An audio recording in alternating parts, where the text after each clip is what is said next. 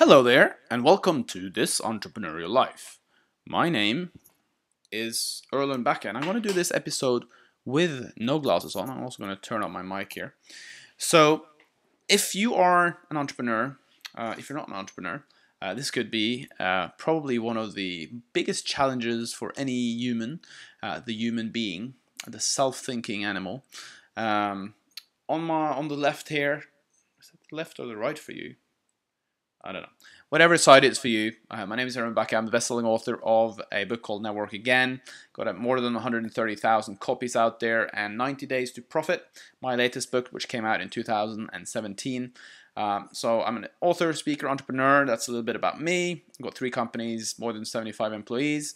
So I do have a lot of things going on. Now the question is, when you have that much stuff going on, how do you actually stay disattached? How do you maintain passion and drive while still being relaxed, sleeping, and happy and balanced, and all those other things?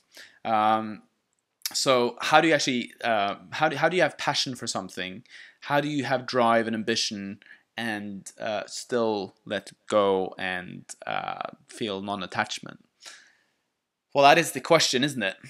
That is the big question. Now, I haven't figured it out. If you have, please comment below, or maybe post a couple of links to some people that are good at it. But I think I have a lot of entrepreneurial friends. I know a lot of entrepreneurs, and I think we all pretty much have a little bit of a struggle with this, because if you're so passionate about something, how do you actually stay disattached or attached, non-attached to whatever you're doing?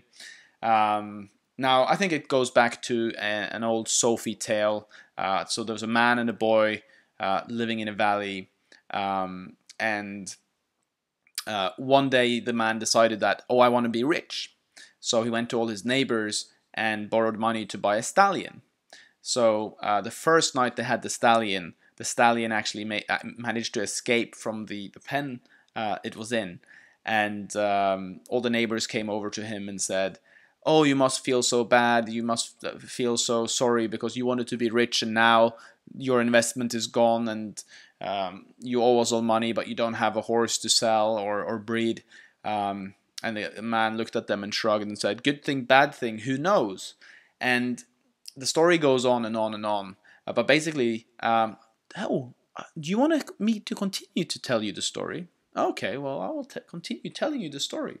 So the stallion finds lots of other stallions, and the horse brings all the other horses back to where it came from, the house, and they're able to get all the horses in the pen. And the next day, all the neighbors come over and say, "Oh, you must feel so lucky. The stallion brought all those horses back. Now you're the richest man in the village. You must feel so good." And the man shrugged and said, good thing, bad thing, who knows? And the next thing that happened was that the son and the father and the son, they were decided to train the horses, and to make them rideable, basically. And one of the horses kicked the son off, stepped on his leg, and the heel and the leg healed crooked. So basically, he had a dysfunctional leg. And all the neighbors came and said, oh, you must feel so bad. Your son was so handsome and pretty, but now nobody's going to want to marry him.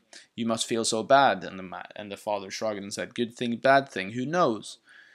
So the next thing that happened was that the emperor in the country declared war on the neighboring country. So then they had war parties go out and collect all the able-bodied young people to go to war. And all the neighbors came over to the father and said, you must be so happy that your son didn't go to war because of his crooked leg. I really miss my son. I don't know if I'll ever see them again. I am so miserable. And the father shrugged and said, good thing, bad thing, who knows? So one of the most recent things that happened in one of my companies was that a competitor has a better solution. And the client said, either you guys have to have a similar or better solution, or we'll swap to the other company. So that company that had been running for a while, it had systems in place, and it's kind of been my freedom business.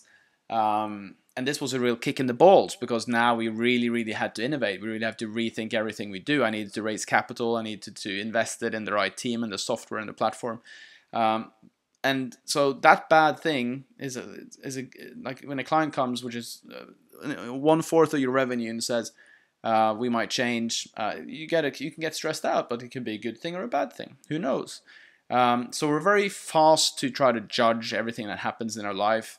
We label things good or bad, and we don't actually know whether a bad thing is a good thing, because if you think back on your life, a lot of the bad things, quote unquote, bad things that have happened have actually been the turnaround points in your life to something that's, maybe a relationship ends, or you lose a client, or you get fired, or anything like that, and it kind of becomes the essence of your life, because when we're just trotting along and nothing is really happening, we just live. But then when these changes and shifts come, that's when really life changes and has a big impact on you. So what does that have to do with letting go? Well, it comes about, the point is that all we can do is really act in faith and let go of outcome, and we have to accept what happens, because we only have limited control over our lives. We like to think that we have massive amounts of control, but we have an extreme limited amount of control. I can do this, but I can't change how you are looking at me or what you're thinking about me. I can have a slight influence on it, but not a big influence. So it's very limited, the amount of control we have in our lives, and all we can really do is try to act in faith and let go of consequence and accept what comes, because it's not something that we necessarily can control. If you're driving a car, you could be hit at any time, and it's not something you have control over. But you can't live that life, so you got to drive in faith and let go of the outcome. Of course, you can drive below speed limit or the speed limit, probably the speed limit, because driving below speed limit can be bad as well.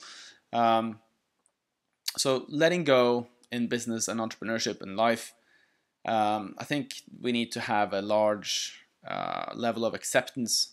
So there's a couple of habits that you can do that I find really help. I think that when we busy our mind too much, we make really bad decisions. So I believe really calming down the mind, doing, for instance, going for a slow walk in nature, doing some form of meditation, trying to do one thing at a time, doing them slowly, doing them well. Yoga is definitely something that helps in terms of letting go and getting like the energy moving again.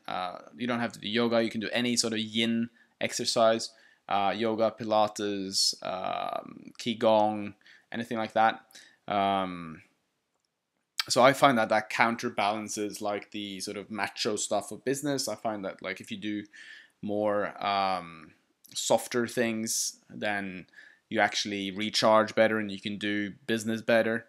So that's part of my letting go, is just accepting that I'm not in control of everything, that I do what I can do, and I really try to follow my bliss, and I really try to act in faith, and I have to consistently try to accept that I'm not in control, which is very, very hard. But I believe it's the only thing to do. Also, being too attached to things, being too scared of things, something happening to things. I grew up in a family where my mother was extremely fearful of of everything bad happening, and she kind of projected that onto us, the kids, which is fine. But the fact of the matter is we don't really have a lot of control. So do what you can do, let go of the rest, and try to live life and be happy. Thank you for watching. My name is Erlend Bakke. I'm the best-selling author of a book called Never Work Again. Please check out my podcast. If you like this video, hit like below. If you want to comment, if you want to ask me a question, then hit the comment below. I will write you back. This was fun as always. Bye-bye.